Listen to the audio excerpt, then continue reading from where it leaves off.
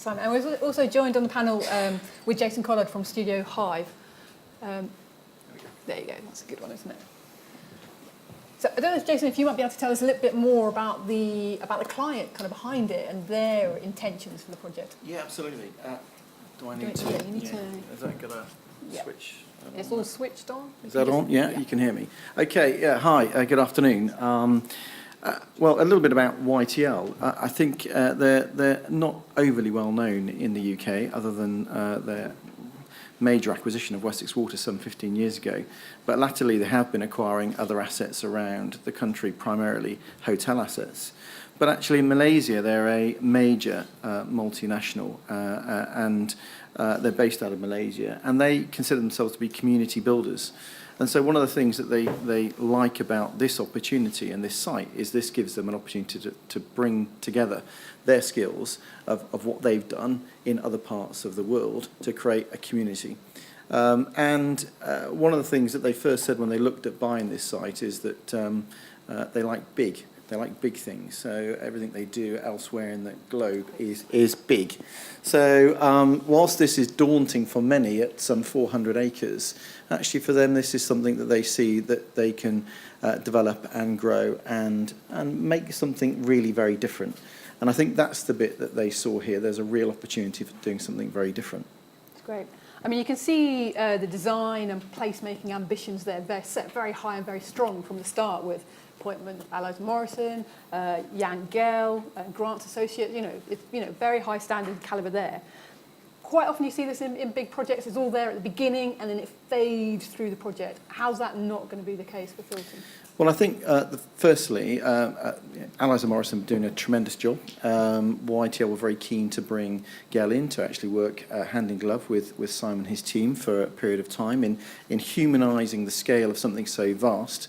There were some very big gestures, some very big moves with this early plan. And actually, you saw from some of those buildings the sheer scale of them. Humanising this space has been the tough bit. So actually, there's now a dedicated piece of work that's supporting the outline application that Simon is working on that has corralled all that information and those skills and knowledge that Gell have brought in, as well as the Malaysians and the home team, to actually put in place some very strong design codes that we've taken the local authority on a journey in the preparation and thought process of those design codes. So those codes actually can now form the basis of what will follow. And those have been in discussion. Just in terms of where we are from a planning perspective, the outline application that sits underneath those coloured plans will be submitted in a couple of weeks' time. Will be approved in a couple of weeks' time. And the design codes will be following on closely behind that.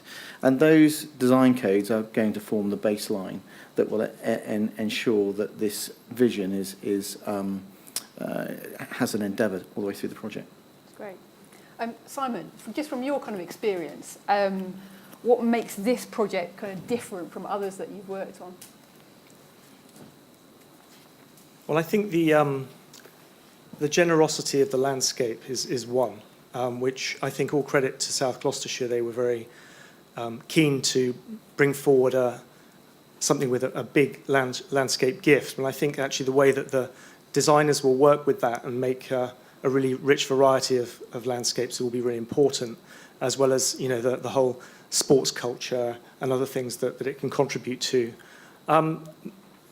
Having visited some of YTL's projects in Malaysia, that it's just the incredible richness of their enjoyment of and engagement with landscape was really inspiring, and I think that will follow through very much into this, as will that sort of ambition, the sense that houses can be thought about again. Let's have another go. Let's work out a range of houses that we start from the scratch and have long debates about. So we think that the insides are going to be interesting too, and the way you relate to your private space, the way you relate to your neighbours, so in semi-private and conditions, and then those big public space set pieces. So that infrastructure that mostly we were looking at in the presentation will really get sort of embellished right down to the level of the front door. But I think when we talk about design codes, every project pitches its balance on how much control, how much prescription it takes forward. And I think it is important that and YTL want to retain a degree of openness and flexibility to innovation and creativity, So we're not looking to hamper or shackle the architectural design. We're focusing most on streets. We're focusing on interfaces and how those big infrastructural moves frame designs and get carried through. That's great, really helpful. Jason, we've got the big picture. I'm sure there's lots of people in the audience who would like to know what the plans are for appointing architects for the individual project within that big picture. Of which there will be a lot of opportunities. Simon's team is not the only team that have been engaged so far. Actually, we've had a number of other architects that have been involved in some early feasibility study work, AHMM, Procter & Matthews, Ferguson Mound locally. And so the internal team are looking at talking with the whole architectural community. There have been a number of competitions that have been held so far where people have expressed interest. There's also one-to-one discussions. In terms of the number of units, the number of phases and the number of buildings that will take place on here, there's probably enough room for everybody in this room to have a little project on this as time goes on. And there will actually... Did everyone note that? Did you all note that? And I can give you the name of the guy that you should write to on this, and it won't be me. One of my guys is embedded in the project, and he's working hand in glove with Simon, Sebastian Loyne, and he's leading the planning and technical aspects of this going forward and engaging with the architectural community and the full consultant bodies that need to be involved on each and every one of these buildings. That's great, thank you. Right, we've really got time for a couple of questions. Go to the floor. Anyone got a... Oh, right there. Yeah, we can make that talk available. to him over coffee, I think that's the thing. I brought some of his cards. He couldn't be here today. He's resting, having got the application in, but I have some of his cards and I can point in his direction. Excellent. Yeah.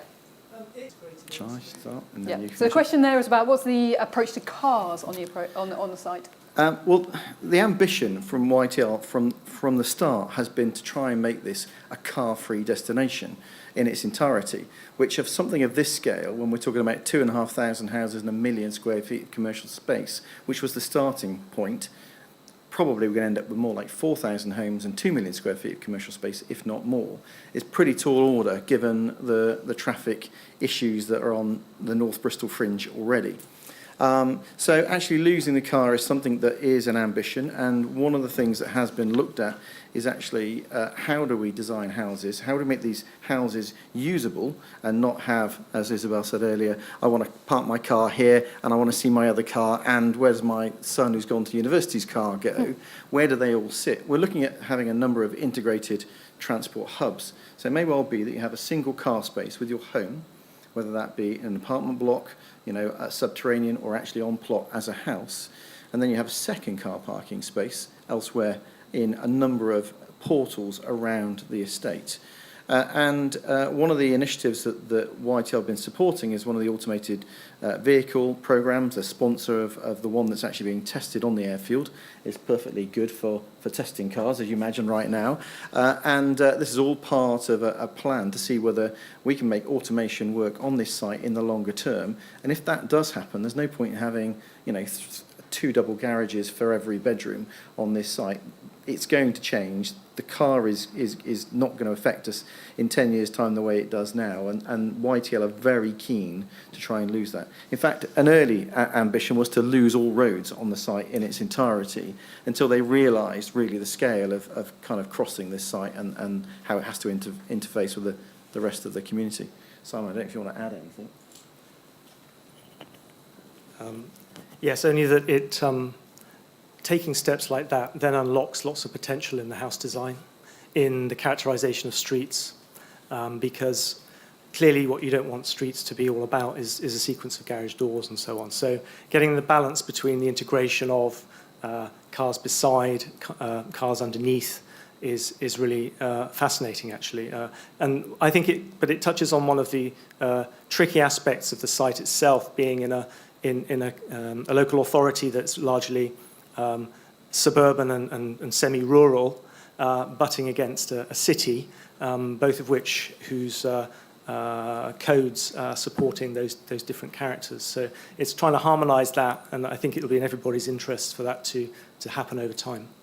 That's great, exciting stuff. Any final, last burning question? Yeah.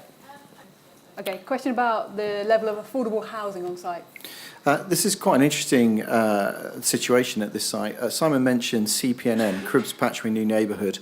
This has been about a 6 or 7 year programme to bring together a whole network of developments under one framework, and that framework provides a roof tax to pay for all the infrastructure, which is the rail network upgrade and the metro bus.